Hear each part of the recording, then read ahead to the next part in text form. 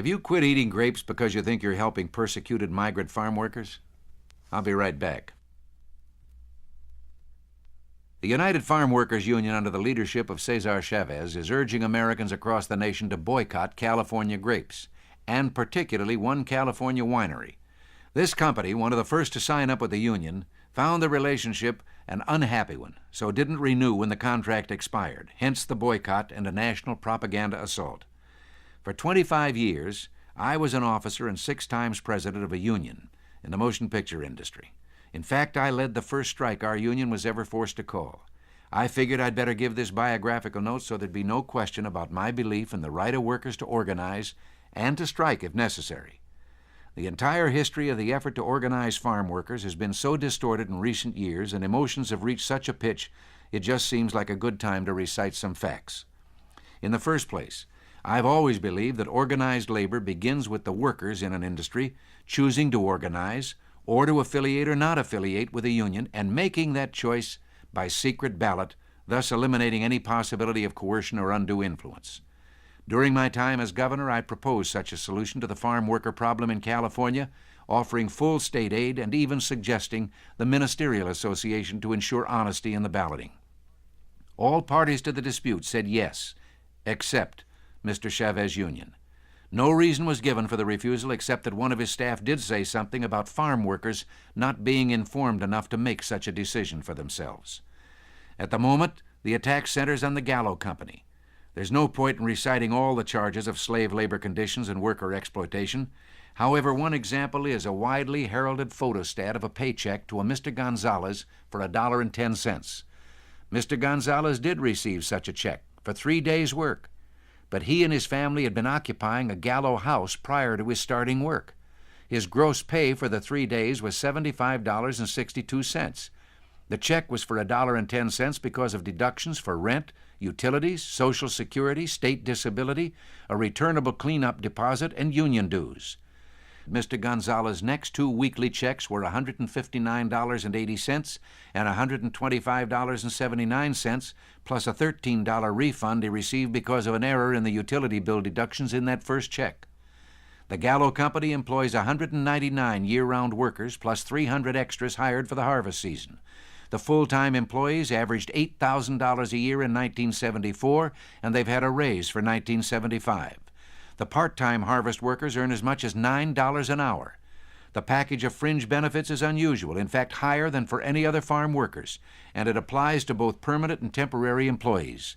The package includes a paid pension plan, paid vacation, paid holidays, premium paid overtime, paid life insurance, paid unemployment insurance, and health insurance, including major medical insurance for the entire family with the doctor of their choice.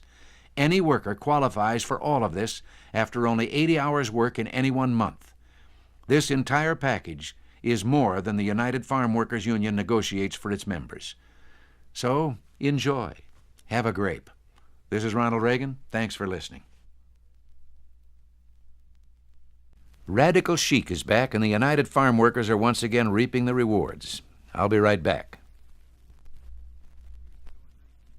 A few years ago in 1970, the conductor Leonard Bernstein gave a party for the Black Panthers, and much of New York's fashionable society was there. This was a mistake by most people's standards, but Bernstein made an even bigger one that night.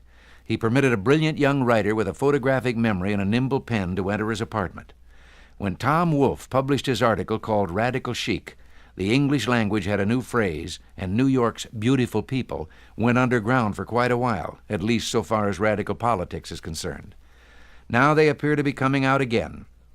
Those lovely young ladies who said things such as, quote, "I've never met a panther before, this is a first for me, and I know it's terrible to drink champagne and eat caviar for the poor, but what are you going to do?" unquote. They're with us once more, showing us that there's no limit to what the beautiful people will do for laughs when the social scene is a little slow. One of the chief beneficiaries of the early wave of radical chic was the United Farm Workers of Cesar Chavez, a group that I've discussed before. For the purpose of these few minutes, all you need to know is that the UFW has so limited a following in California, its home state, that it would not exist were it not for this phenomenon of radical chic.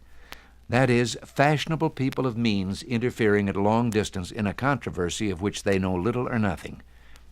Does all this sound like exaggeration? Well, not if you read an article that recently ran in the Washington Post concerning the latest gathering of Manhattan's beautiful people on behalf of Mr. Chavez. When the Post reporter asked the organizer of the fundraising party why he'd thrown it, these were his words, quote, "I don't know why I'm involved in this. It's a very personal thing, very emotional. Well, I hate to be cynical, but there isn't really that much else going on," unquote.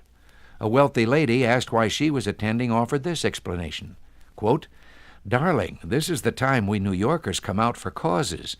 Then we can just carry them out to the Hamptons with us.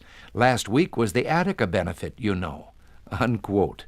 The Post reporter found that quite a few attendees were less than dedicated to the UFW cause, like the celebrity lawyer who said, quote, "I'm here because it's a scene. Farm workers? I'm too selfish to care about them," unquote.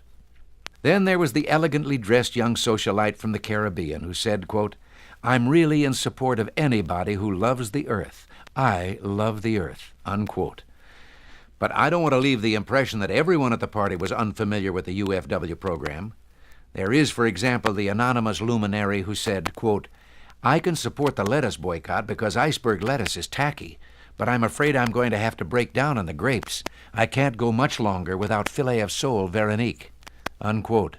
Tom Wolfe, call your office. Radical Chic is with us once again. This is Ronald Reagan. Thanks for listening.